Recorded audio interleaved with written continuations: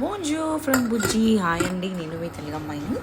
ఈరోజు నాకు సమోసాలు తినాలనిపించింది. బయట రెడీమేడ్ సమోసాలు దొరుకుతాయి కానీ అవంతా టేస్ట్ ఉండవు. ఇండియన్ స్టైల్లో ఆ ఇండియన్ టేస్ట్ మనకు రావాలి సమోసా అంటే ఇంట్లోనే చేసుకోవాలి. సో నేనే ఇలా పచ్చిమిర్చి, ఆనియన్, అల్లం పేస్ట్, పసుపు, ఉప్పు, మళ్ళీ కారం, ధనియాల పొడి ఇవన్నీ వేసి బాగా రోస్ట్ చేసుకొని పొటాటో బాయిల్ చేసి వాటిని పీసెస్ లాగా కట్ చేసి వేసి ఆ పోపులో కలపాలి. గ్రీన్ పీస్ లేవు కాబట్టి నేను అది స్కిప్ చేశాను.